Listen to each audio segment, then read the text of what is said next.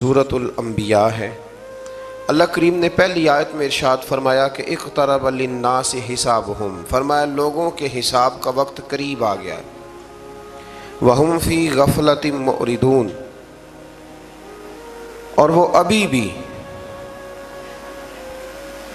भी गाफिल होकर मुंह फेर रहे हैं, गफलत में मुंह फेर के फिर रहे हैं। हालांकि इक़्तरब लिन्नास हिसाबुहुम, उनके हिसाब का वक्त करीब आ गया। जिसकी उम्र कुल 70 साल है, अगर उसने 35 से ऊपर गुजार ली है तो फिर उसके तो हिसाब का वक्त करीब आ ही गया है ना। लेकिन अभी भी वो गाफिल है, अभी भी दुनियादारी का मद्दोजज़र है, अभी भी वही उसके कैफ़ व सुरूर है। फरमाया गाफिल ना बनो, जो दम गाफिल सो दम काफिल। सानू मुर्शद ए हो पढ़ाया। देखे ना, एक आदमी मजबूर होता है और एक गाफिल होता है, इन दोनों में फ़र्क है। एक शख्स कहता है कि रास्ते में आते हुए हादसा पेश आ गया था, खुदा न खास्ता, तो ये मजबूरी है। और एक ये कहता था कि मैं ना रास्ते में कहीं खड़ा हो गया था, ध्यान लग गया था, इस पर गुस्सा है। गफलत ना होना चाहिए। हज़रत सैयदना अनस बिन मालिक रदी अल्लाह ताला अन्हु फरमाते हैं, जब यह आयत करीमा नाजिल हुई तो मैं मस्जिद से बाहर निकला तो एक सहाबी अपने मकान की छत बना रहे थे, तामीर कर रहे थे, और छत तक मकान पहुंच गया था। मेरी तरफ देखकर फरमाने लगे, कोई नई आयत नहीं नाजिल हुई? तो मैंने कहा हाँ, आयत तो हुजूर ने पढ़ के सुनाई है। इक़्तरब लिन्नास हिसाबुहुम, लोगों के हिसाब का वक्त करीब आ गया।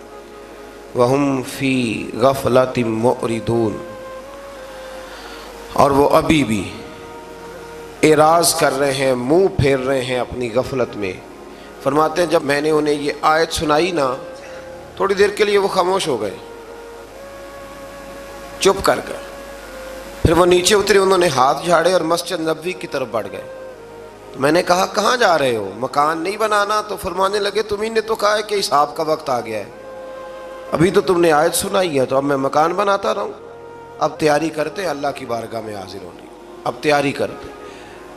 एक बात हमारे बुजुर्ग फरमाया करते थे, वो कहते थे लोग नौकरी से भी रिटायर हो जाते हैं, घर के काम काज से भी रिटायर हो जाते हैं। एक वक्त ऐसा आता है कि मनपसंद खानों से भी बंदा रिटायर हो जाता है, मैदा ही बर्दाश्त नहीं करता, खा ही नहीं सकता।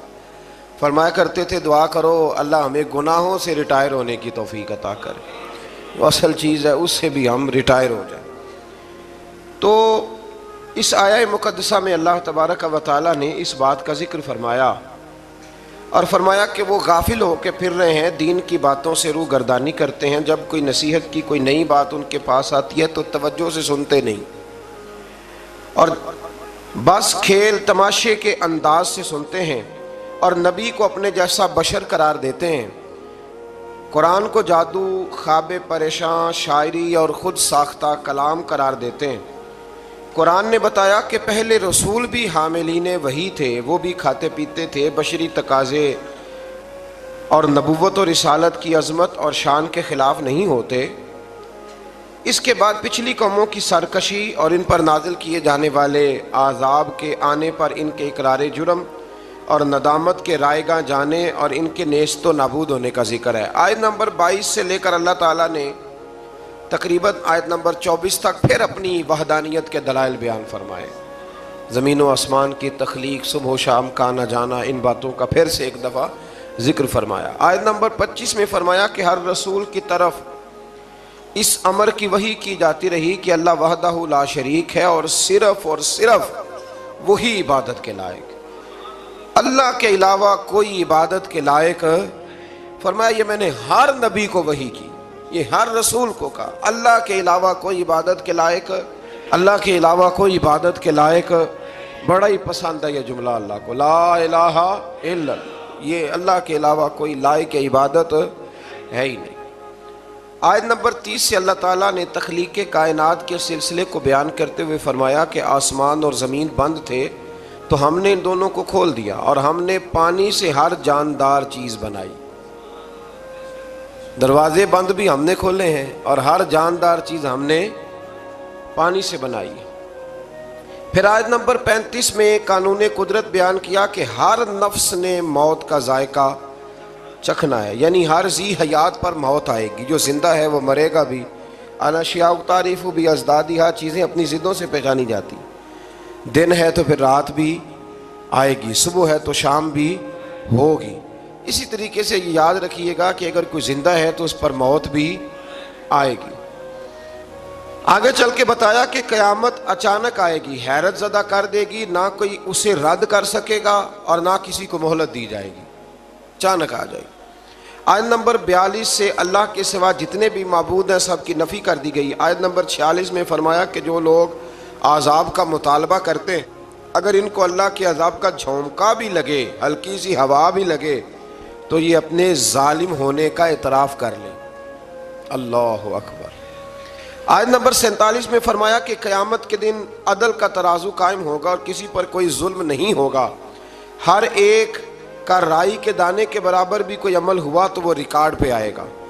آیت نمبر 51 سے ایک بار پھر ابراہیم علیہ السلام کا ذکر ہے کہ وہ اپنے چچا اور قوم کو بت پرستی پر ملامت کرتے رہے اور کہتے رہے کہ اللہ کی قسم، تمہارے پیٹھ کے پھیرنے کے بعد، جانے کے بعد تو میں تمہارے بتوں کے ساتھ خفیہ تدبیر کروں گا۔ تدبیر بڑی شاندار کی حضرت ابراہیم نے۔ جب قوم ساری میلے پہ چلی گئی نا تو آپ نے کلاڑا لیا اور چھوٹے سارے بت کاٹ دیے۔ ایک ہوتا ہے محبوب سے محبت کرنا اور ایک ہوتا ہے محبوب کے دشمن سے نفرت کرنا، یہ بھی بڑا ہی ضروری ہے۔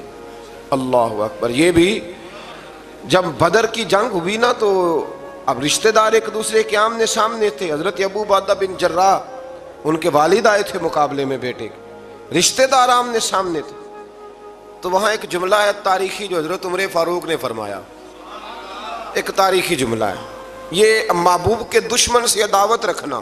اعلیٰ حضرت فرماتے ہیں دشمن احمد میں شدت کیجیے، ملحدوں سے کیا مروت کیجیے، اور شرک ٹھہرے جس میں تعظیم حبیب، اس برے مذہب پہ لعنت کیجیے۔ ہماری بھائی زمین ہی کوئی نہیں تو کسی کا رٹا کیا ہوگا، جائیداد ہی نہیں تو جھگڑا کیا ہے؟ جھگڑا تو صرف اتنا ہی ہے کہ محبوب کے بارے میں کچی بات نہ کرو، کمزور بات میں اتنی سی بات ہے۔ وہ کسی نے کہا تھا سیاست دے جھگڑے اساں چھوڑ دیتے تے دولت دے جھگڑے اساں چھوڑ دیتے، محبت دا جھگڑا ہے، چھڑا کوئی نہیں سکتا۔ یہ محبت دا جھگڑا ہے، اینو چھڑا کوئی نہیں سکتا۔ تو حضرت عمر فاروق نے بڑا تاریخی جملہ کہا، فرمانے لگے یا رسول اللہ صلی اللہ علیہ وسلم، یہ لوگ ایک دوسرے کے رشتہ دار آمنے سامنے ہیں تو پریشانی ہو رہی ہے، حضور آپ حکم کریں، میرا ماموں بھی آیا ہے یہاں لڑنے کے لیے، تو آپ مجھے حکم دیں، میں ماموں کی گردن لے کے آتا ہوں۔ آپ ہمیں حکم دیں، خود ہم اپنے رشتہ داروں کو ہاتھوں سے قتل کریں گے، اس لیے کہ ہمارے نزدیک رشتہ وہی ہے جو محمد عربی کی محبت والا رشتہ ہے۔ تو یہ یاد رکھ لیں کہ یہ بھی ایک بہت بڑا اعزاز ہے کہ آپ کو دشمن پر غصہ ہے۔ وہ بھی عجیب انسان ہے جسے دشمن پہ غصہ ہی نہ آئے۔ اللہ نے قرآن میں کہا، میں سورہ توبہ میں آپ کو سنا آیا ہوں کہ فرمایا محبوب یہ منافق تیرے بے ادب ہیں، تو اگر 70 بار بھی کہے گا تو میں پھر بھی ان کو معاف نہیں کروں گا۔ اللہ سے بڑا تو رحم کرنے والا کوئی نہیں نا، اللہ سے بڑا تو کوئی نہیں نا۔ تو اگر رب کچھ لوگوں پہ جلال کرتا ہے تو یہاں بہت سارے لوگوں کو زیادہ انسانیت نظر آنے لگ جاتی ہے۔ وہ کہتے ہیں جی انسان ہے، او خدا کے بندے، انسان وہ ہوتا ہے جو رسول اللہ کا ادب کرتا ہے صلی اللہ ہو۔ تو حضرت ابراہیم کو بڑا ہی غصہ تھا۔ یار آپ تھوڑا سمجھیں، یہ ایک ایسا پہلو ہے جس کی بڑی ضرورت ہے، یہاں آپ غور فرمائیں۔ علامہ اقبال نے کہا یہ دور اپنے ابراہیم کی تلاش میں ہے، صنم کدا ہے جہاں لا الہ الا اللہ، اور بہار ہو کے خزاں لا الہ الا اللہ، خودی کا سر نہاں لا الہ، خودی ہے طے کے فضاں لا الہ الا اللہ۔ تو اب وہ بت کیا کر سکتے تھے؟ اللہ کے پیغمبر کا غصہ دیکھیں، فرمایا میرے رب کے شریک بنتے ہو، حالانکہ بت بنے ہوئے ہیں نا بت۔ وہ شیخ سعدی نے مثال لکھی ہے، سوکنوں کی بات سناتے ہیں تو کہتے ہیں کہ ایک شخص نا مٹی کی بیوی بنا کے نا تو اس پہ دوپٹہ ڈال کے اپنی بیوی سے کہنے لگا یہ تیری سوکن ہے۔ تو شام کو واپس گھر آیا تو اس نے مٹی کی عورت بھی ساری توڑ ڈالی تھی۔ یہ غصہ ہوتا ہے نا اپنے شریک پہ۔ تو کہا حضرت ابراہیم میرے رب کے شریک بنتے ہو، تو سارے چھوٹے چھوٹے بت توڑ دیے، پاش پاش کر دیے، اور جو بڑا بت تھا اس کی گردن پہ کلاڑا رکھ دیا۔ تو شام کو وہ آئے تو کس نے کیا یہ حال؟ تو کہنے لگے اسی نے کیا ہے جو روز ان کے بارے میں ہمیں بتلاتے تھے۔ بلایا حضرت ابراہیم کو تو حضرت ابراہیم فرمانے لگے بڑے ہی بیوقوف ہونا، बड़े ही बेवकूफ हो ना, उन खुदाओं को पूजते हो जो अपने आप को नहीं बचा सके। बड़े ही पागल हो ना तुम, बड़े ही पागल हो।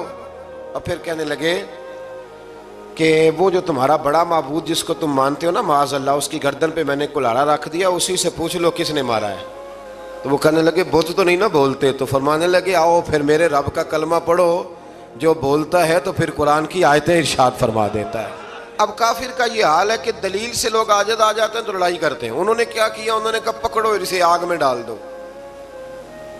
आग जलाई और उसकी वुसअत इतनी ज्यादा थी कि ऊपर से कोई परिंदा भी गुजरता था ना तो वो भी नीचे गिर जाता था जल के। मीलों तक आग जलाई, किसके लिए? एक बंदे के लिए। इसलिए कि नमरूद को पता था बंदा तो एक है पर इसके पीछे ताकतें खुदाई है। और आग में डाला हजरत इब्राहीम को। ऐ आग इब्राहीम पे ठंडी भी हो जा और सलामती वाली भी हो जा। यहाँ मुफस्सिरीन ने लिखा है अगर खाली ठंडी होने का कहा जाता तो ज्यादा ठंडी हो जाती।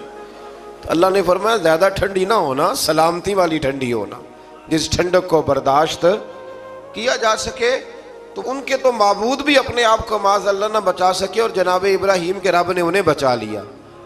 फिर नमरूद कलमा पढ़ गया था, हजरत इब्राहीम आग से निकल आए ना, पढ़ गया था कलमा। खत्म अल्लाहु अला कुलूबिहिम। कुछ लोगों को अल्लाह ने सजा दी है कि उनके दिलों पर मोहर लगा दी। आयत नंबर 78 से हजरत दाऊद और सुलेमान अलैहिस्सलाम के एक मुकदमे का जिक्र है जिसमें हजरत दाऊद ने फैसला किया तो जनाब सुलेमान अलैहिस्सलाम ने उसके बरअक्स फैसला किया।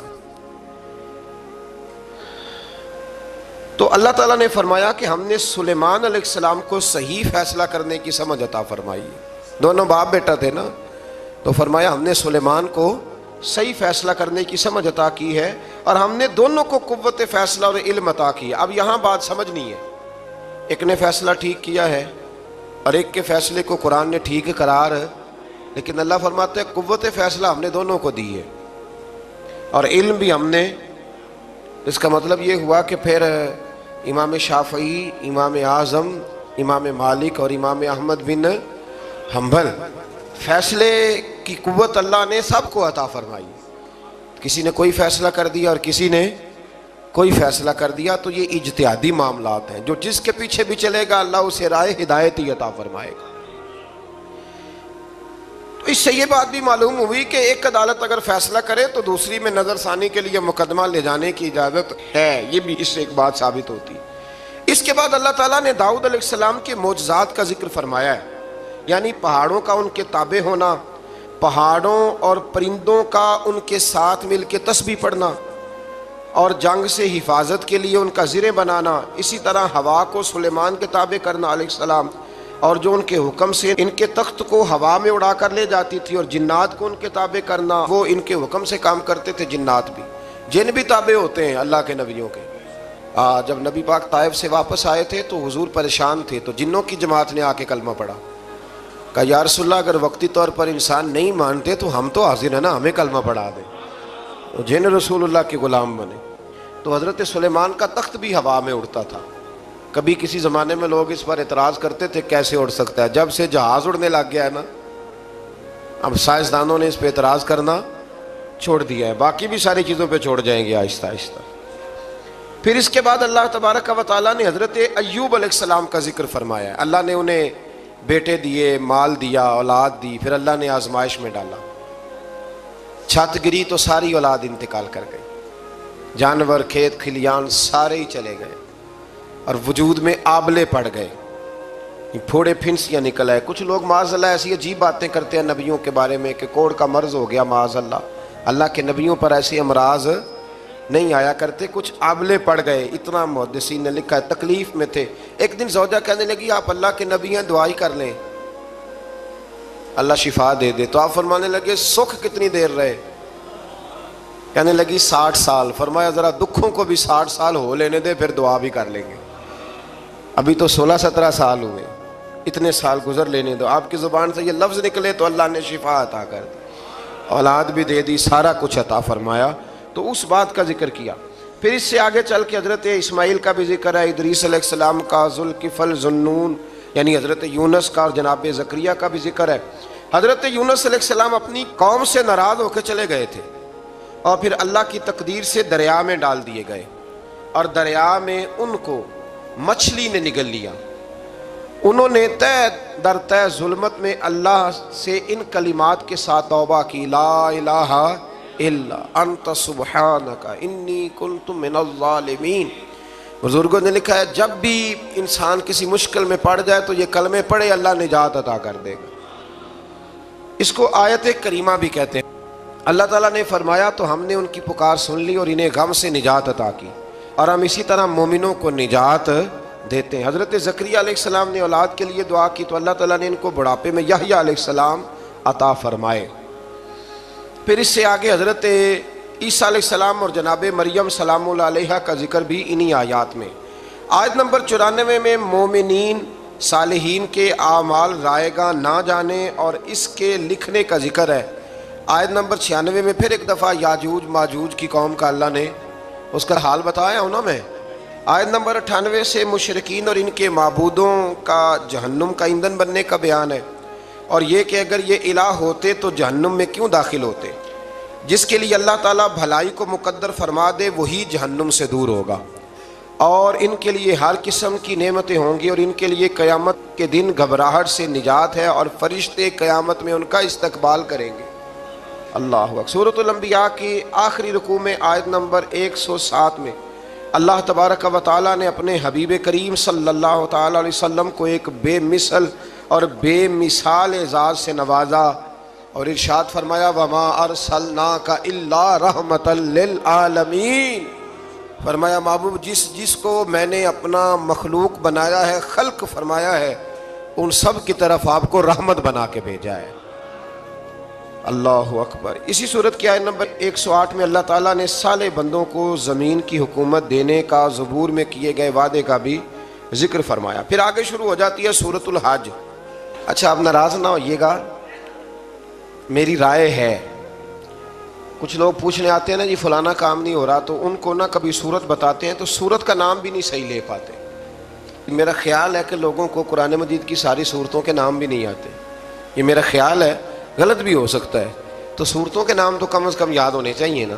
ایک صاحب کو میں نے کہا کہ سورہ ممتحنہ پڑھا کریں، تو کہنے لگے یہ تو میں نے آپ سے سنا ہے، تو یہ تو درست نہیں ہے نا جی، کہ ہمیں وہ چیزیں جن کا دروازے کا نام ہی نہ آئے گا تو اندر کیسے داخل ہوگی، اتنا تو ہونا چاہیے کہ نہیں ہونا چاہیے۔ سورہ حج شروع ہوتی ہے، اس کی پہلی آیت میں اللہ تعالیٰ نے تقوی کا حکم دیتے ہوئے قیامت کی ہولناکیوں کو بیان کیا کہ قیامت ایک زلزلے کے طور پر برپا ہوگی، اور اس کا منظر اس قدر دہشت ناک ہوگا کہ دودھ پلانے والی مائیں اپنے دودھ پیتے بچوں کو بھول جائیں گی، فراموش کر دیں گی، ہر حاملہ کا حمل ساکت ہو جائے گا، لوگ مدہوش نظر آئیں گے جبکہ وہ مدہوش نہیں ہوں گے، لیکن اللہ کے عذاب کی شدت کے باعث ان کی یہ کیفیت ہوگی۔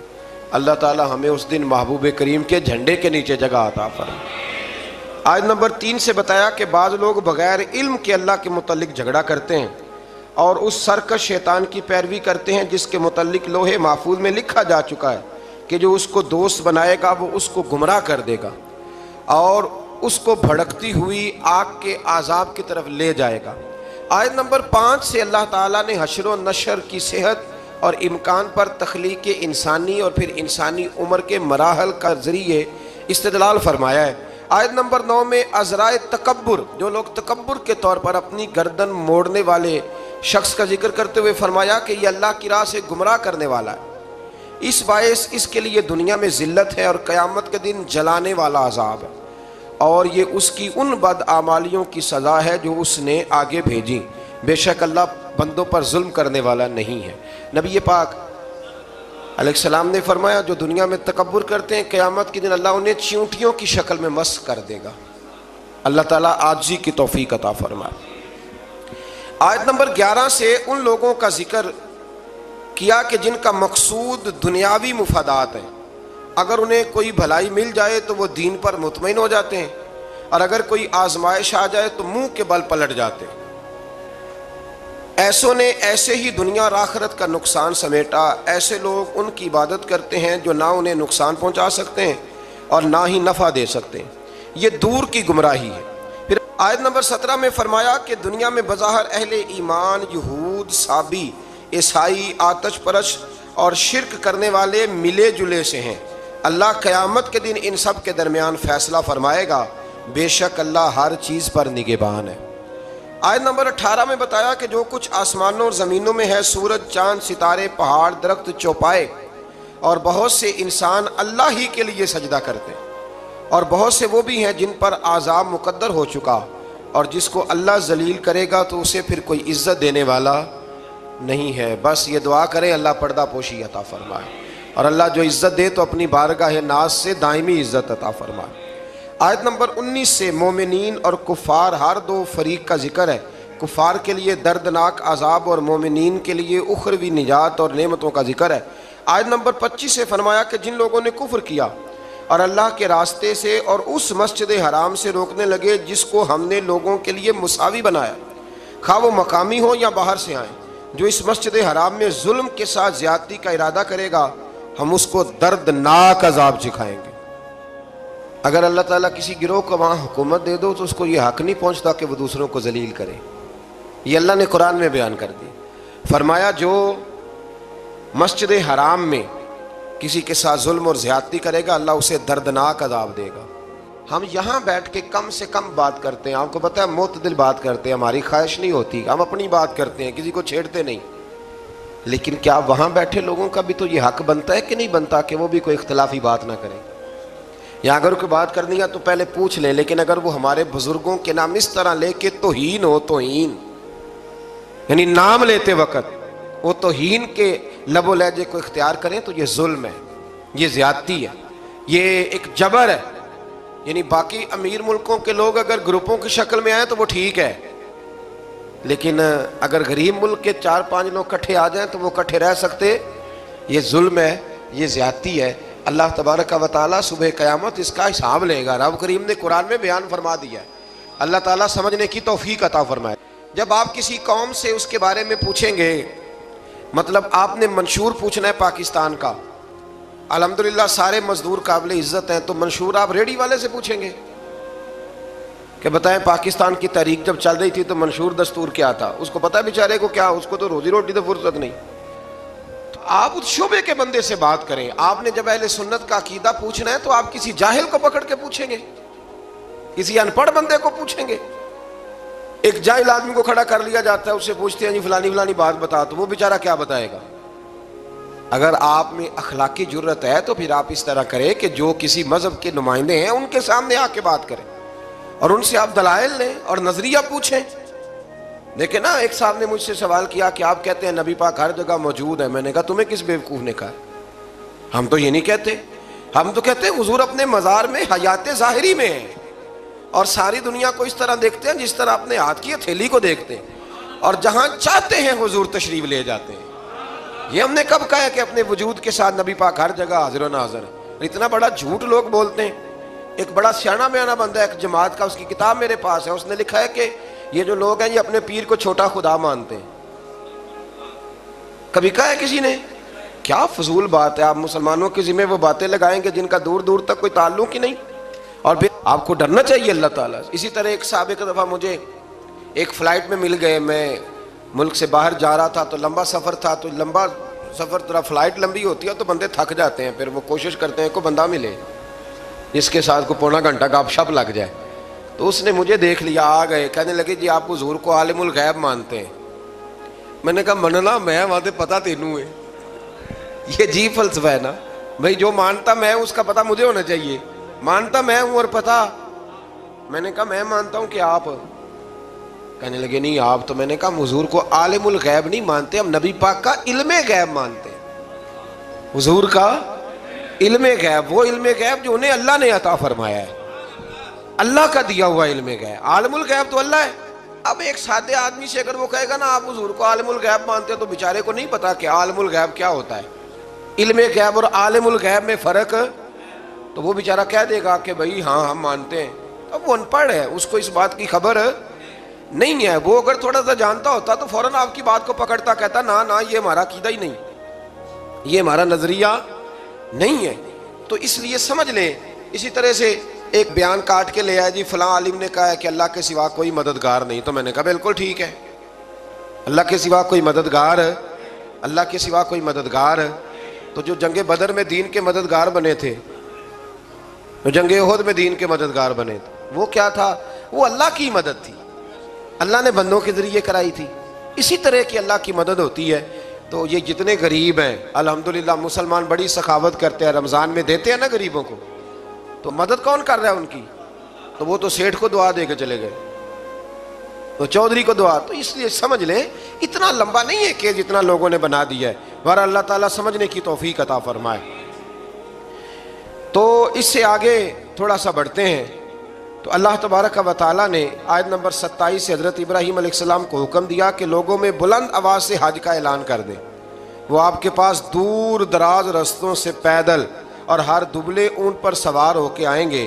حضرت ابراہیم نے ایک پتھر پر کھڑے ہو کے ندا کی، اللہ اکبر، اے لوگوں اللہ نے تمہارے اوپر حج فرض کر دیا۔ اللہ تعالیٰ نے یہ ندا ان سب کو سنا دی جو ابھی مردوں کی پشتوں میں اور عورتوں کے رحموں میں تھے، اور ان سب نے اس ندا کا جواب دیا جو اللہ کے علم میں ہے۔ قیامت تک حج کرنے والے تھے، ان سب نے ماؤں کے پیٹوں سے بھی کہا لبیک، باپوں کی پشتوں میں بھی کہا، اور بعض نے لکھا ہے جتنی دفعہ کسی نے لبیک کہا اتنا ہی حج کرنے جائے گا۔ پتہ نہیں اب ہم نے کتنی دفعہ کہا ہے۔ دعا فرمائے اللہ زیادہ ہی توفیق عطا فرمائے، زیادہ اللہ موقع۔ آپ اخلاص کے ساتھ آواز دیں۔ میں کہا کرتا ہوں ہمارے ذمہ اذان پڑھنا ہے، گن پوائنٹ پہ لوگوں کو نمازی بنانا ہماری ذمہ داری۔ حضرت ابراہیم نے اس وقت آواز دی، حضرت ابراہیم نے بغیر لاؤڈ سپیکر کے آواز دی، تو رب نے ماؤں کے رحموں میں بھی آواز پہنچا دی۔ میں بڑا آدمی تو نہیں ہوں، چھوٹا ہوں، اور بڑا چھوٹا ہوں، اور یہ بات صرف آپ لوگوں کے سامنے نہیں کہتا، میں محسوس کرتا ہوں، میں اس کا قائل ہوں۔ مجھے پتہ ہے آپ میں سے جتنے لوگ ہیں اللہ کے فضل سے میں باوضو بیٹھا ہوں، میں کسی ایک بندے سے بھی اپنے آپ کو افضل نہیں سمجھتا، میں اپنے آپ کو چھوٹا جانتا ہوں۔ مجھے خبر ہے اللہ تبارک و تعالیٰ معاف فرمانے والا ہے، تو میں کسی شخص میں سے بھی، آپ میں سے ایسا شخص جو ظاہراً مجھ سے عمل میں بھی کمزور نظر آتا ہے، لیکن میں جب اپنی طبیعت سے پوچھتا ہوں تو افضل جانتا ہوں۔ لیکن ہم نے چھوٹی سی مسجد میں بیٹھ کے دین کی بات شروع کی، کبھی کبھی نا دنیا کے آخری کونے سے بھی لوگ ہمیں فون کر لیتے ہیں، یعنی ایسے ایسے ملک کا نام لیتے ہیں کہ جو میں نے کبھی سنا بھی نہیں ہوتا، ایسے ایسے ملک کا نام لیتے ہیں۔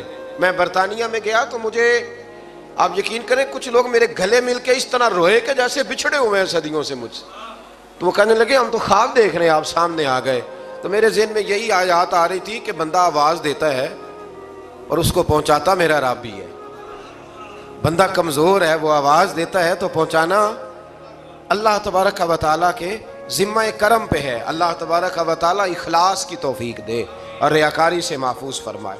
آیت نمبر 28 میں مقررہ ایام یعنی یوم نحر اور بعد کے دنوں میں قربانی کرنے کا حکم دیا گیا ہے۔ ایام نحر عید کا پہلا، دوسرا اور تیسرا دن۔ آیت نمبر 29 میں ایسی نظروں کو پورا کرنے کو حکم دیا گیا ہے جو معصیت پر مبنی نہ ہوں، اور اللہ کے گھر کے طواف کا بھی حکم ہے۔ آیت نمبر 31 میں اللہ تعالیٰ کے ساتھ شریک قرار دینے والوں کی مثال کو اس طرح بیان کیا گیا ہے کہ ایسا شخص گویا آسمان سے گرا، پھر اسے مردار خور پرندے نے جکڑ لیا، یا آندھی نے اس کو کسی دوسری جگہ پھینک دیا۔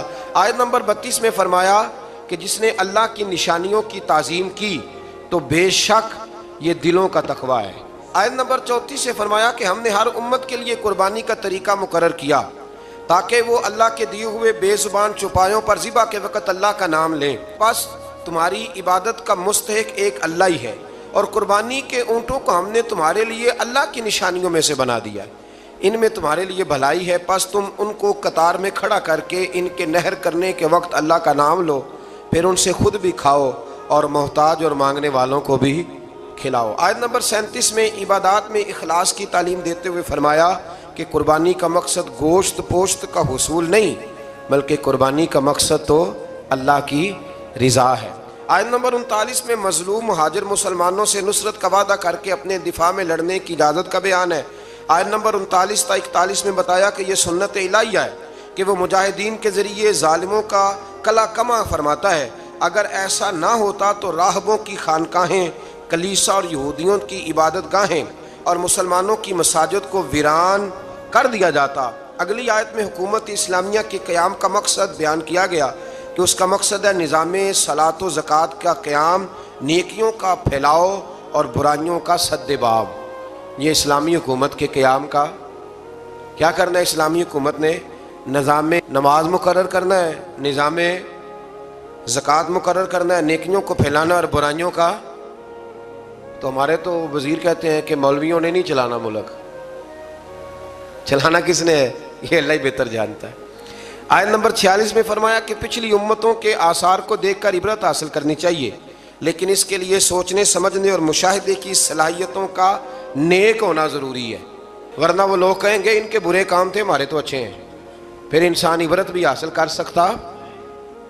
آیت نمبر 48 میں کفار کے عذاب کے معاملے میں جلدی کرنے، مہلت ملنے سے غلط فہمی کا شکار ہونے پر فرمایا کہ عذاب تو آ کر ہی رہے گا، اللہ اپنے وعدوں کے خلاف نہیں کرتا. آیت نمبر 49 میں رسول اللہ صلی اللہ علیہ وسلم کو تمام روئے زمین کے انسانوں کے لیے نذیر بنا کر بھیجنے کا بیان فرمایا.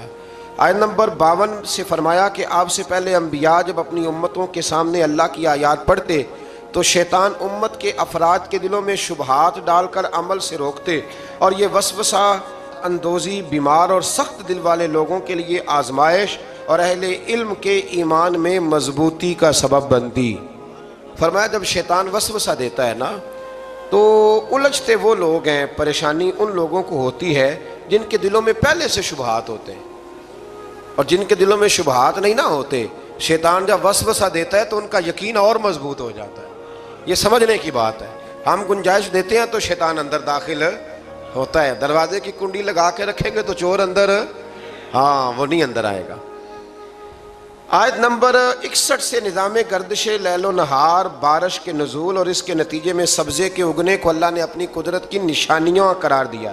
آیت نمبر 67 میں ہر قوم کے لیے وقتی شریعت مقرر کرنے اور اس پر ایک وقت تک عمل ہونے اور اسلام کے دائمی اور ابدی تعلیمات آنے کے بغیر کسی جھگڑے کے اس کی پیروی کرنے اور اس کی طرف دعوت دینے کا بیان ہے. آیت نمبر 73 میں اللہ تعالیٰ نے مشرکوں کے بتوں کی بے بسی کو بیان فرمایا ہے کہ وہ سب مل کر بھی ایک مکھی بھی پیدا نہیں کر سکتے، اور اگر مکھی ان سے کوئی چیز چھین لے تو اسے واپس بھی، سبحان اللہ، یعنی مکھی کو چیز چھین لے، میں اور آپ واپس لے سکتے ہیں؟ اللہ کرے ہمیں سمجھ آئے. اللہ فرماتا ہے دیکھو ہے تو مکھی. امام مالک رحمۃ اللہ تعالیٰ علیہ بیٹھے تھے تو ہارون رشید سے مکھی نہیں سنبھالی جا رہی تھی، بار بار مارتا، کئی دفعہ ایک مکھی نہیں پکڑی جاتی، پتہ نہیں کدھر سے نکل جاتی ہے. اس نے بڑا ہی ستایا، کچھ کرنے نہیں دیتی تھی. تو ہارون رشید جذبات میں امام مالک سے کہنے لگا حضور یہ اللہ نے مکھی کیوں پیدا کر دی؟ معاذ اللہ، اس کی کیا ضرورت تھی؟ تو امام صاحب فرمانے لگے فوراً، ڈرتے نہیں تھے نا بادشاہوں سے وہ لوگ، فوراً فرمانے لگے یہ اللہ نے تیرے جیسے بادشاہوں کا غرور توڑنے کے لیے پیدا کی ہے. کہ اللہ فرماتا ہے تم سے تو مکھی نہیں سنبھالی جاتی اور تم حکومتیں چلانے کی بات کرتے ہو. بت اور ان کے پجاری دونوں کمزور ہیں. آیت نمبر 75 میں فرمایا کہ منصب رسالت کوئی فرمائشی منصب نہیں، اللہ تعالیٰ خود رسولوں کو منتخب فرماتا ہے اور وہ سب کچھ جانتا ہے. آیت نمبر 77 میں ہمہ وقت بندگی کا حکم دیا گیا. اس پارے کی آخری آیت میں دین کی سربلندی کے لیے سر توڑ کوششیں کرنے، دین کے معاملے میں تنگی نہ ہونے، ملت ابراہیم کی پیروی کرنے، اور آخر میں نماز قائم کرنے، زکوٰۃ ادا کرنے، اللہ تعالیٰ کے دامن رحمت کو مضبوطی سے پکڑنے کا بیان فرمایا. اللہ تعالیٰ کی مدد ان چیزوں سے وابستہ ہے. آج ایک سپارہ اور بیان کرنا ہے.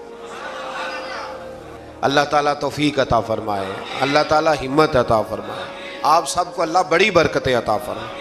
سورۃ المومنون سے یہ پارہ شروع ہوتا ہے. سورۃ المومنون کی جو ابتدائی 11 آیات ہیں وہ تعلیمات اسلامی کی جامع آیات ہیں. ان میں فلاح یافتہ جو کامیاب ہونے والے ایماندار ہیں ان کی صفتیں بیان کی گئیں. فرمایا گیا کہ وہ نمازوں میں خشوع خضوع کرتے ہیں، ہر قسم کی بےہودہ باتوں سے لا تعلقی، زکوٰۃ کی ادائیگی، اپنی پاک دامنی کی حفاظت، امانت اور عہد کی پاسداری اور نمازوں کی پابندی. آخر میں فرمایا گیا کہ ان صفات کے جو حامل اہل ایمان ہیں وہ ہمیشہ جنت میں رہیں گے. آیت نمبر 13 سے انسانی تخلیق کے مدارج کو بیان کیا گیا. پہلے نطفہ، پھر اس کے بعد جمع ہوا خون، پھر گوشت کا لوتھڑا، پھر گوشت اور ہڈیوں پر مشتمل جسم کی تشکیل. اس کے بعد فرمایا یہی خالق و مالک موت کے بعد آخرت میں دوبارہ زندہ کر دے گا. جو ماں کے پیٹ میں صورتیں بناتا ہے نا قبر سے بھی دوبارہ زندہ کر لے گا۔ پھر آیت نمبر 27 سے ایک بار پھر حضرت نوح علیہ السلام کی کشتی بنانے کا ذکر ہے۔ آیت نمبر 33 سے بیان ہوا کہ ہود کی قوم کے کفار منکرین آخرت اور خوشحال لوگوں نے نبی پر طنز کرتے ہوئے کہا کہ یہ تو ہم جیسے بشر ہیں۔ اللہ تعالیٰ نے پھر ان کی ہلاکت کا بیان فرمایا، اور پھر اللہ تعالیٰ نے حضرت موسیٰ اور ہارون کی بعثت کا بھی ذکر کیا، اور قوم موسیٰ کی سرکشی جو پچھلے پاروں میں گزر گئی اس کا بھی یہاں اللہ نے دوبارہ ذکر فرمایا۔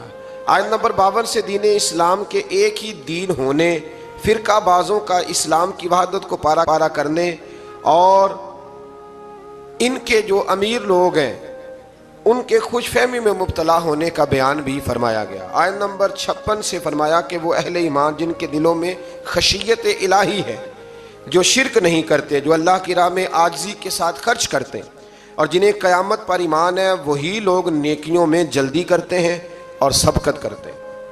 آیت نمبر 64 میں کفار کی پکڑ اور اس پر ان کے چلانے کا بیان ہے۔ اس کا سبب یہ ہے کہ یہ اللہ تعالیٰ کی آیات سے روح گردانی کرتے، تکبر اختیار کر کے قرآن کو افسانہ کہہ کے بکواس کرتے تھے۔ آیت نمبر 78 سے اللہ تعالیٰ کی نعمتوں کا ذکر ہے کہ اس نے انسان کو سننے کے لیے کان، دیکھنے کے لیے آنکھیں، سمجھنے کے لیے دل عطا کیا۔ گردش لیل و نہار، زندگی اور موت اسی کے قبضہ و قدرت میں۔ آیت نمبر 85 سے اللہ تعالیٰ نے استفہامی انداز میں بیان کیا کہ اگر ان منکرین آخرت سے پوچھا جائے کہ زمین اور ان کے خزانوں کا مالک کون ہے، 7 آسمانوں اور عرش عظیم کا مالک اللہ، ہر چیز کی بادشاہت کس کے قبضے میں ہے؟ اللہ کے، جس کے مقابل کوئی نہیں، وہ کون ہے؟ اللہ۔ تو ہر سوال کے جواب میں کہیں گے اللہ۔ تو پھر آپ ان سے پوچھئے کہ کیا تم سحر زدہ ہو، تم پر جادو ہو گیا؟ پھر اس مالک و ملک پر ایمان کیوں نہیں لاتے؟ اس کے احکام کو تسلیم کیوں نہیں کرتے؟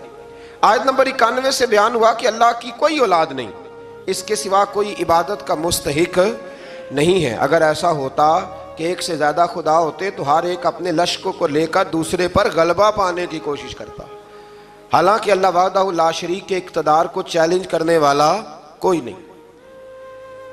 اللہ اکبر۔ سورت کے آخر میں بیان فرمایا کہ انسان کو بے مقصد پیدا نہیں کیا اور اللہ کی بارگاہ میں آخری جواب دہی کے لیے لوٹ کر جانا ہے۔ آیت نمبر 96 میں برائی کو اچھائی سے دفع کرنے کا بیان ہے۔ اس کے بعد اپنے حبیب مکرم صلی اللہ علیہ وسلم کے ذریعے اللہ تعالیٰ کے بندوں کو ہر قسم کے شیطان کے شر سے پناہ دینے کا طریقہ تعلیم فرمایا۔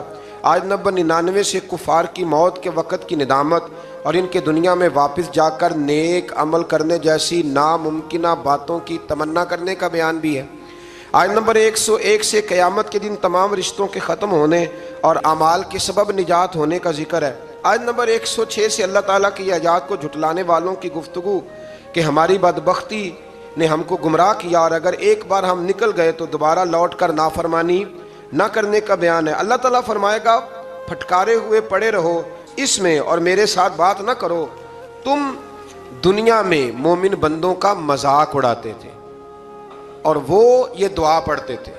کافر مذاق اڑاتے تھے اور مومن کہتے ربنا آمنا، اے اللہ ہم تجھ پر ایمان لائے، فاغفر لنا ذنوبنا، ہمارے گناہوں کو بخش دے، ورحمنا، اور ہم پر رحم فرما، وانت خیر الراحمین، تو سب سے بڑھ کر رحم کرنے والا ہے۔ ان کو ان کے صبر کا بدلہ کامیابی کی صورت میں ملا۔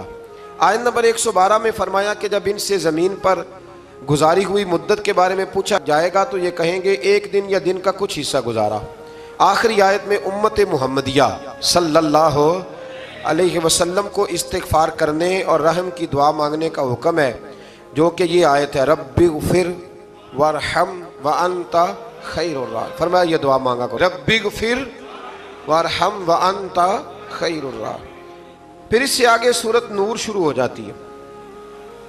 سورہ نور میں اللہ تعالیٰ نے خانگی اور معاشرتی احکام کو بیان کیا ہے۔ ابتدائی آیات میں زنا کرنے والے غیر شادی شدہ مرد اور عورت کی سزا کو بیان کیا کہ ان کی سزا 100 کوڑے ہیں جو غیر شادی شدہ ہو، اور صاحبان اقتدار اہل ایمان کو کہا گیا کہ تمہیں اس سزا کے نفاذ میں ان پر رحم نہیں چاہیے۔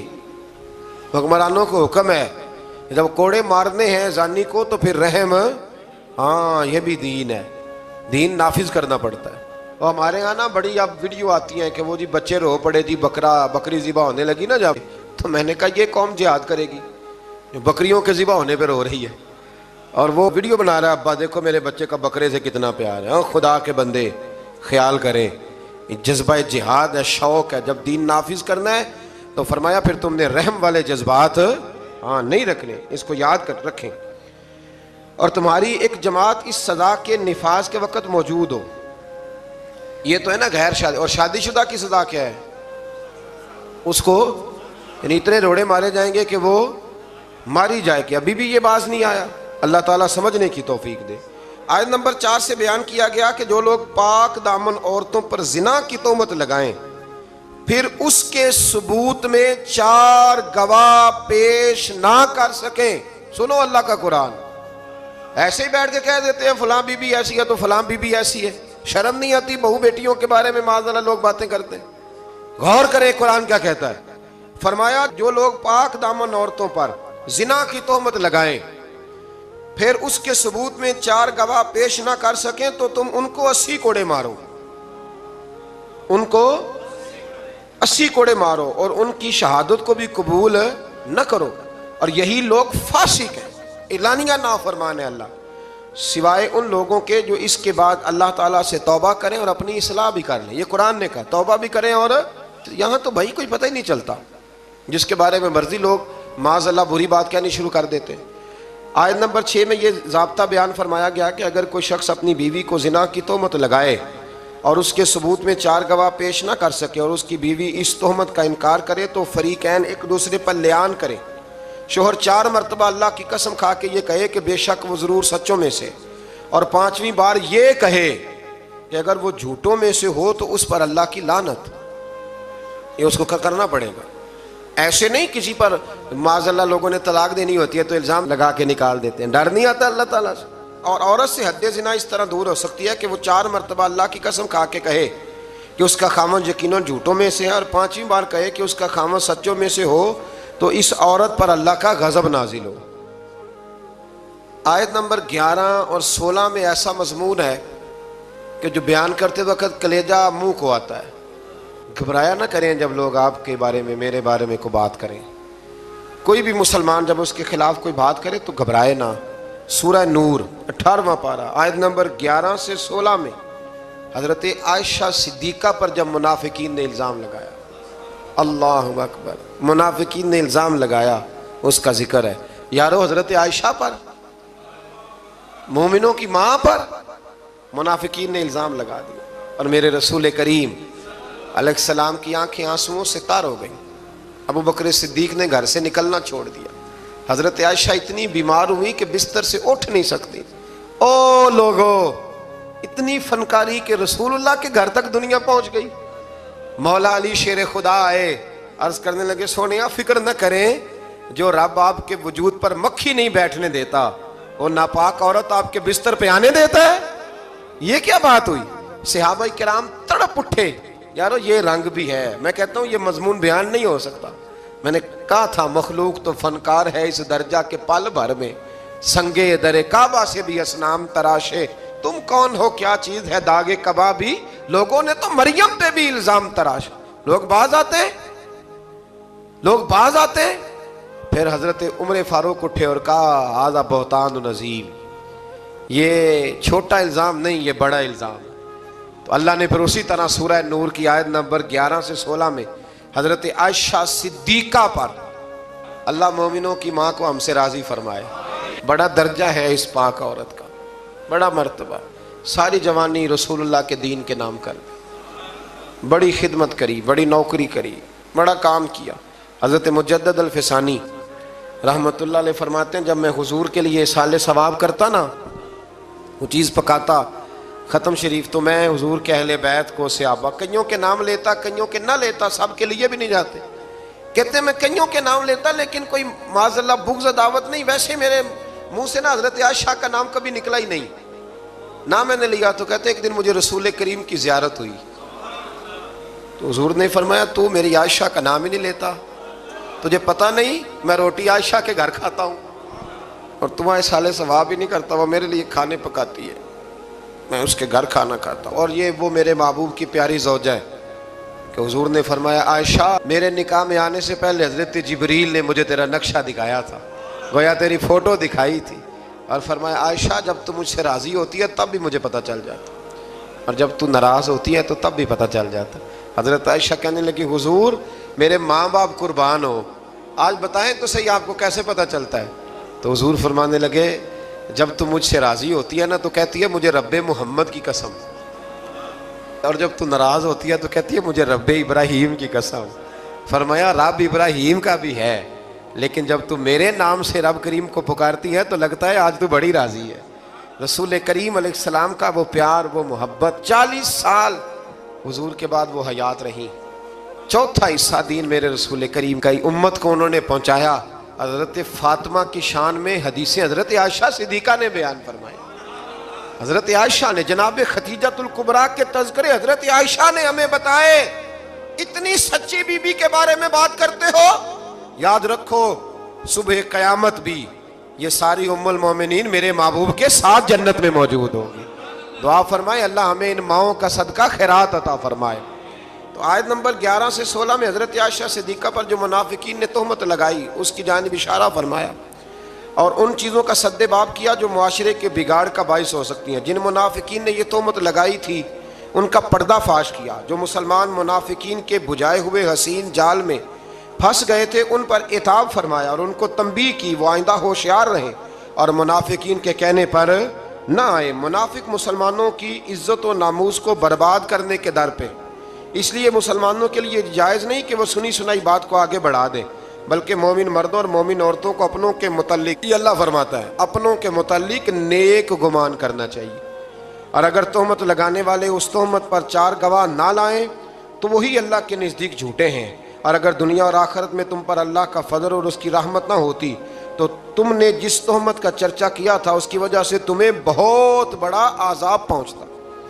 تم نے اس کو سنتے ہی یہ کیوں نہ کہا کہ ایسی بات کرنا ہمارے لیے جائز نہیں، اے اللہ تو پاک ہے اور یہ بہت ہی سنگین بہتان ہے، یہ بہت ہی، میں کہتا ہوں منافقین نے کیا تو ظلم، پر دیکھیں پھر اللہ نے حضرت عائشہ کی برات قرآن میں بیان فرما دی، اور سورہ نور اتری حضرت عائشہ کی برات کے لیے، نام بھی کیا ہے؟ سورہ نور۔ آیت نمبر 19 سے یہ فرمایا کہ جو لوگ یہ چاہتے ہیں کہ ایمان والوں میں بے حیائی کی بات پھیلے ان کے لیے دنیا اور آخرت میں دردناک عذاب ہے۔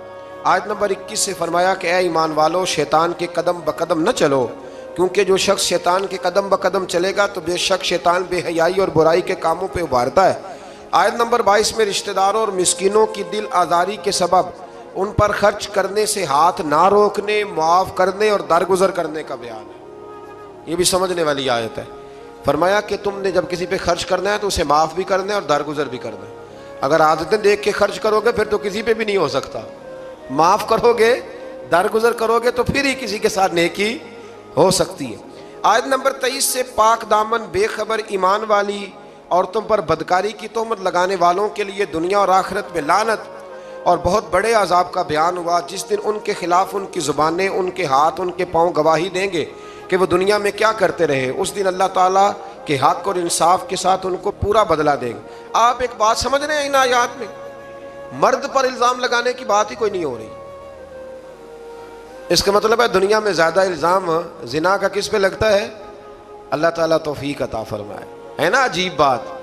وہ میرے پاس ایک صاحب آیا کرتے تھے تو انہوں نے پسند کی شادی کی ہوئی ہے، ایک دن مسئلہ پوچھنے آئے تو مسئلہ پوچھنے نہیں آئے، مجھے اطلاع دینے آئے، کہنے لگے کہ بہن کا قتل جائز ہے؟ میں نے کہا، اور بڑے سٹائل سے، خونخوار آنکھوں سے۔ میں نے کہا کیوں جی؟ کہنے لگے جی اگر وہ غلط ہو جائے تو مار نہیں دینی چاہیے۔ میں نے کہا کیا غلط ہوئی ہے، کیا اس نے کیا؟ کہنے لگے وہ کہتی ہے مرضی سے شادی کروں گی۔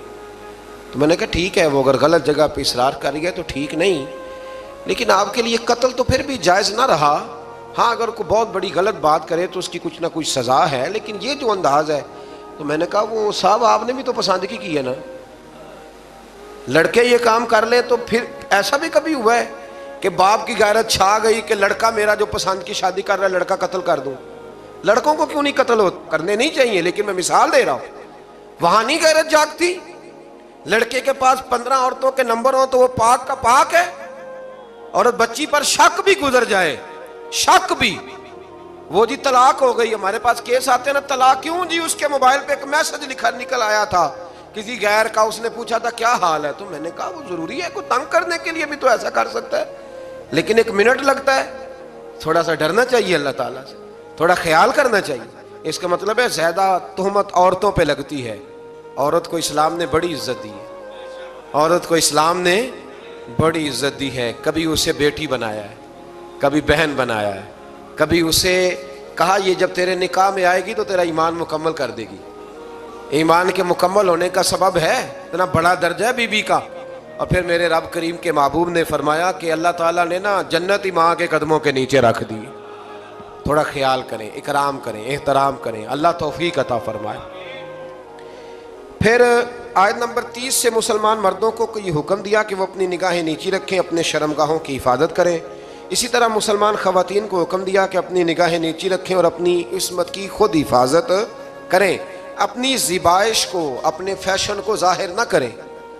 اپنی زیب و زینت دکھانی ہو تو صرف اپنے خامد کو دکھائیں، یہ اللہ نے منع کر دیا۔ اور جسم کے جس حصے کا پردہ ممکن ہو جیسے ہاتھ اور پیر، ان کے سوا باقی جسم کو ڈھانپ کر رکھیں اور اپنے گریبانوں کو دوپٹوں سے چھپائے رکھیں، یہ اللہ قرآن میں فرما رہا ہے۔ اور اپنے خامد اور اپنے محارم یعنی جن سے نکاح نہیں ہو سکتا، جیسے بھائی ہے، بیٹا ہے، باپ ہے، اور اپنے نوکروں اور کم اور ناسمجھ بچوں کے سوا اپنے بناؤ سنگار کو کسی کے سامنے ظاہر نہ کریں، اور زمین پر زور سے پاؤں مار کے نہ چلیں۔ عورتوں کو حکم مل رہا ہے، عورتیں توجہ کریں تاکہ ان کی پوشیدہ زیب و زینت ظاہر نہ ہو، اور ان تمام برائیوں سے اللہ کی بارگاہ میں توبہ کرنے پر کامیابی ہے۔ آیت نمبر 32 سے فرمایا کہ تم اپنے بے نکاح مردوں اور عورتوں کا نکاح کر دو، اور اپنے باصلاحیت غلاموں اور باندیوں کا، اگر وہ فقیر ہوں تو اللہ ان کو اپنے فضل سے غنی کر دے گا۔ جو لوگ نکاح کی گنجائش نہیں رکھتے وہ اپنی عفت اور پاکیزگی برقرار رکھیں، حتیٰ کہ اللہ تعالیٰ انہیں اپنے فضل سے غنی کر دے۔ اللہ تو فرما رہا ہے نکاح کر دو غنی ہو جاؤ گے۔ تو ابا جی کہتے ہیں جنی دیر تکر پیراں تے نہ کھلوتا اگے کتے کھلا دیئے، یعنی عجیب بات ہے نا جی، وہ پیراں تے پتہ نہیں اس نے کب کھڑے ہونا ہے۔ آپ بچوں کی شادیاں جلدی کریں تاکہ بہت سارے گناہوں کا دروازہ ویسے ہی بند ہو۔ آیت نمبر 35 میں فرمایا اللہ آسمانوں اور زمینوں کا نور ہے، پھر اس نور کی وضاحت بھی بیان کی۔ آیت نمبر 37 سے اللہ تعالیٰ نے اپنے گھروں میں اللہ کا ذکر کرنے پر ان مسلمانوں کی تعریف کی جن کو تجارت اور خرید و فروخت اللہ کے ذکر کرنے، نماز پڑھنے اور زکوٰۃ ادا کرنے سے غافل نہیں کرتی۔ وہ اس دن سے ڈرتے ہیں جس میں دل اور آنکھیں الٹ پلٹ ہو جائیں گی۔ اللہ نے تعریف کی ہے، فرمایا کاروبار بھی پورا کرتے ہیں، میری عبادت بھی صحیح کرتے ہیں، زکوٰۃ بھی وقت پہ دیتے ہیں۔ ہم یہ کہتے ہیں کہ نہیں سارا کچھ چھوڑیں گے تو عبادت ہوگی، اللہ نے تعریف کی، فرمایا ڈیوٹیاں بھی کرتے ہیں اور رب بھی۔ آیت نمبر 39 میں کافروں کے اعمال کی مثال کو اس طرح بیان کیا گیا کہ وہ زمین میں چمکتی ہوئی اس ریت کی طرح ہے جس کو پیاسا دور سے پانی گمان کرتا ہے۔ ریت دور سے دیکھے نا چمکتی تو کیا لگتی ہے، اسی طرح کافروں کے اعمال ہے، حتیٰ کہ وہ جب اس کے قریب پہنچتا ہے تو کچھ نہیں پاتا، اور وہ اللہ کو اپنے قریب پاتا ہے جو اس کا پورا حساب چکا دیتا ہے۔ ان کے اعمال کا گہرے سمندر کی تاریکیوں کی مثل ہے جن کو تہ در تہ موج ڈھانپے ہوئے ہے، اس کی بعض تاریکیاں بعض سے زیادہ ہیں، جب کوئی اپنا ہاتھ نکالے تو اس کو دیکھ نہ سکے۔ جس کے لیے اللہ نور نہ بنائے اس کے لیے کوئی نور نہیں ہے۔ آیت نمبر 51 پہ آتے ہیں، فرمایا جو لوگ اللہ اور اس کے رسول کی اطاعت کرتے ہیں اور اللہ سے ڈرتے ہیں اور اس کی نافرمانی سے بچتے رہتے ہیں تو وہی لوگ کامیاب ہونے والے ہیں۔ اس آیت کے بارے میں حضرت عمر فرمایا کرتے تھے یہ جوامع الکلم آیت ہے، اور ایک رومی جو نیا مسلمان ہوا تھا اپنے ایمان لانے کا سبب اسی آیت کا تمام کتب مقدسہ کی تعلیمات اور احکام کا جامع ہونا بیان فرمایا گیا۔ یہ ایک آیت کہ جو لوگ اللہ اور اس کے رسول کی اطاعت کرتے ہیں، اللہ سے ڈرتے ہیں اور نافرمانی سے بچتے ہیں، اللہ سے ڈرتے ہیں اور نافرمانی سے بچتے ہیں، یہ لوگ کامیاب ہیں۔ آیت نمبر 53 میں فرمایا کہ منافقین اللہ کی خوب پکی قسمیں کھا کے کہتے ہیں کہ وہ جہاد کے لیے ضرور نکلیں، بڑی پکی قسم کھاتے ہیں، ہم جہاد کے لیے ضرور جائیں گے۔ آپ کہیں گے کہ زیادہ قسمیں نہ کھاؤ، تمہاری اطاعت کی حقیقت ہمیں معلوم ہے۔ آپ کہہ دیں حبیب ان سے کہ نہ کھاؤ زیادہ قسمیں، ہمیں پتہ ہے تم نے کتنا جانا ہے۔ آیت نمبر 55 میں اہل ایمان کو یہ بشارت دی کہ اللہ تمہیں زمین میں ضرور خلافت عطا کرے گا اور ضرور بالضرور اس دین کو محکم اور مضبوط کر دے گا۔ تم نماز قائم کرو، زکوٰۃ ادا کرو اور اخلاص کے ساتھ رسول کریم علیہ السلام کی اطاعت پر ڈٹے رہو، اللہ تمہارے خوف اور پریشانی کو حالت امن اور سکون سے بدل دے گا۔ آیت نمبر 58 سے پردے کے احکام کی وضاحت فرمائی کہ تمہارے نوکروں اور نابالغ بچوں کے لیے بھی 3 اوقات میں اجازت حاصل کرنی ضروری ہے۔ نماز فجر سے پہلے، ظہر کے وقت جب تم اپنے فالتو کپڑے اتار دیتے ہو، عشاء کی نماز کے بعد جب تمہارے لڑکے بلوغت کی عمر کو پہنچ جائیں تو ان کو بھی اجازت طلب کر کے آنا چاہیے، جیسا کہ ان سے پہلے مرد اجازت طلب فجر سے پہلے، ظہر کے وقت، اس وقت بھی کچھ لوگ سویا کرتے تھے، اور عشاء کی نماز کے بعد جب بھی کوئی گھر میں جائے تو کیا کرے؟ کہنے اپنے گھر جان دی بھی اجازت لوا، ہاں وہیں تو اجازت لینی ہے، آپ اجازت لیں۔ جو بھی کسی کے آرام کا وقت ہو نا، اس میں آپ بے دھڑک نہ چلے جائیں، اس لیے کہ نہ جانے کوئی کس حالت میں ہو۔ اللہ سمجھنے کی توفیق عطا فرمائے۔ آیت نمبر 60 سے فرمایا جو بوڑھی عورتیں جو نکاح کی امید نہیں رکھتی، ان پر اضافی پردہ اور حجاب کا اہتمام نہ کرنے میں کوئی گناہ نہیں، لیکن اگر وہ اس میں بھی احتیاط کرے تو ان کے لیے زیادہ افضل ہے۔ ایسی بوڑھی عورت جو نکاح کے قابل نہ رہے، اس پر حرج کوئی نہیں، لیکن کرے گی پردہ تو اس کے لیے بھی بہتر ہی ہے۔ یہاں بڑی جلدی لوگ اس سے گنجائش لے لیتے ہیں، جو میں نے کہا ہے اس پر غور کیجئے گا۔ آیت نمبر 61 میں معذور لوگوں اور دیگر مسلمانوں کو اپنے والدین، رشتہ داروں اور دوستوں کے گھر سے کچھ کھا پی لینے کی اجازت دی گئی ہے۔ اس کے بعد اکیلے اور مل کر کھانے کی اجازت ہے، اور گھر داخل ہوتے وقت گھر والوں کو سلام کرنے کا بیان ہے۔ پتر نہ سلام لوے تو وہ شامت آ جاندی، تین نہیں پتہ سلام لئی دا ہے، اگر ابا جی نہ لے تو چلے میں اگلی بات ہی نہیں کرتا، چونکہ مسئلہ نہ بن جائے کوئی۔ ابا جی کو بھی تو لینا چاہیے سلام، کے نہیں؟ بچے کہتے ہیں ہمیں لیکچر ملتے ہیں اور ابا جی خود سلام نہیں لیتے۔ میرا خیال ہے اگر ابا جی سلام لیں گے تو بچوں کو لیکچر دینے کی ضرورت ہے، وہ خود بخود سلام لے لیں گے۔ آیت نمبر 62 میں انتظامی آداب کا بیان فرمایا گیا۔ مومنین صرف وہی ہیں جو اللہ اور اس کے رسول صلی اللہ علیہ وسلم پر حقیقتاً ایمان رکھتے ہیں، اور جب وہ کسی مجتمع ہونے والی مہم میں رسول اللہ صلی اللہ علیہ وسلم کے ساتھ ہوتے ہیں تو ان کی اجازت کے بغیر کہیں نہیں جاتے۔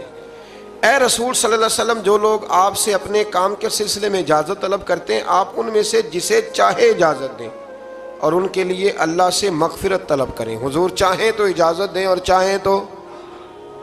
آیت نمبر 63 میں بارگاہ رسالت کے آداب گفتگو اور انداز خطاب کا بیان ہے، اور نبی کریم علیہ السلام کی نافرمانی پر مرتب ہونے والے عذاب سے ڈرایا گیا ہے کہ تم رسول اللہ صلی اللہ علیہ وسلم کے بلانے کو ایسا قرار نہ دو جس طرح تم آپس میں ایک دوسرے کو بلاتے ہو، اور جو لوگ رسول اللہ صلی اللہ علیہ وسلم کے حکم کی خلاف ورزی کرتے ہیں وہ اس سے ڈریں کہ انہیں کوئی مصیبت پہنچ جائے یا انہیں کوئی دردناک عذاب پہنچ جائے۔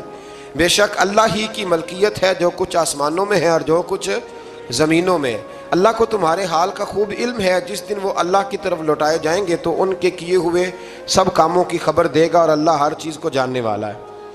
آخر پہ آتی ہے جی سورۃ الفرقان۔ سورۃ الفرقان کی آیت نمبر 4 سے اس بات کا بیان ہے کہ کفار نے قرآن مجید کے کلام الہی ہونے کا انکار کیا اور اسے رسول اللہ صلی اللہ علیہ وسلم کا خود ساختہ کلام قرار دیا کہ پچھلے لوگوں کا کوئی افسانوی کہانیاں معاذ اللہ جو انہوں نے لکھوائی ہیں۔ کفار مکہ کے اس اعتراض کا بھی ذکر ہے کہ یہ رسول کھانا کھاتے ہیں، بازاروں میں چلتے ہیں، ان کی تائید کے لیے کوئی فرشتہ کیوں نہ اتارا گیا، انہیں کوئی خزانہ اور باغات کیوں نہ عطا کیے گئے، اور انہوں نے اللہ اور اس کے رسول صلی اللہ علیہ وسلم کو سحر زدہ بھی کہا معاذ اللہ، اور قیامت کے دن کو بھی جھٹلایا۔ اللہ تعالیٰ ان کی ان بے تکی باتوں کا رد فرمایا کہ قرآن کو اللہ کا کلام کہا، اور یہ کہ پہلے رسول بشری تقاضوں کے تحت کھانا بھی کھاتے تھے، اپنی ضرورت کے لیے بازار بھی جاتے تھے، یعنی بشری ضروریات نبوت اور رسالت کے منافی نہیں ہوتی۔ آج کل پیری مریدی میں بھی یہی مسئلہ ہے، پیر صاحب کو ہنسنا بھی نہیں چاہیے، ان کو آنا جانا بھی نہیں چاہیے، یعنی پیر صاحب کا تو یہاں تک حال خراب ہو جاتا ہے کہ کسی نے نا پیر صاحب کو دیکھ لیا نا کسی جگہ کسی ہوٹل میں بیٹھ کے کھانا کھاتے تو کہتے ہیں تسی اتنے روٹی کھانا آئے ہو، وہ خدا کے بندو یہاں انسان نہیں آتے روٹی کھانے۔ دیکھیں نا قرآن کس طرح ہمیں ترتیب سے چیزیں سمجھاتا ہے، کہتے جناب آپ یہاں کھڑے ہیں، چلو جی ٹھیک ہے جی، یہاں نہیں کھڑے ہوتے۔ میں ایک دفعہ بچوں کے جوتے لینے چلا گیا، مجھے ایک صاحب کہنے لگے اصل تسی ادھر کدھر آئے ہو؟ میں کہ یار میرے بھی 4 بچے نے، تو یہ لڑائی کر رہے تھے میرے ساتھ، مجھے جانا پڑتا ہے، مجبوری ہے، انہوں نے بھی جوتے پہننے، تو آپ یہاں تک معاملہ آپ کو دیکھنا پڑتا ہے کہ جناب آپ جوتے لینے چلے گئے، آپ بازار ہی چلے گئے۔ بھائی ہر جگہ ماحول ہوتا ہے اور آپ چیزوں کو لیول پہ رکھا کریں۔ اور کمال پتہ کیا ہے کہ نبی کو بازار میں بھی دیکھا جائے پھر بھی ادب ہی کیا جائے، اور غار ثور میں دیکھا جائے تو پھر بھی، یہ کمال ہے نا کمال کی بات۔ حضرت صدیق اکبر نے حضور کو سوتے بھی دیکھا، جاگتے بھی دیکھا، گھوڑے پہ بھی دیکھا، اونٹ پہ بھی دیکھا، غار ثور میں بھی دیکھا، اکیلے میں بھی دیکھا، 1,44,000 کے مجمع میں بھی دیکھا۔ تو کسی نے کہا ابو بکر رج گئے ہو؟ کہنے لگے کہاں، میرا تو دل کرتا ہے وہ بیٹھا رہے اور میں دیکھتا ہی رہوں۔ یہ کمال ہے، یہ کمال ہے کہ آپ کا ادب پھر بھی برقرار رہے، پھر بھی آیت نمبر 12 سے کفار کے لیے عذاب جہنم اور جہنم کی سختیوں، اور مومن کے لیے دائمی جنت اور اس کی نعمتوں کا بیان ہے۔ آیت نمبر 17 سے کفار اور ان کے معبودوں کے اکٹھے ہونے اور معبودان باطلہ کا سارا الزام کفار پہ لگانے کا ذکر ہے۔ اللہ ہماری حاضری قبول فرمائے۔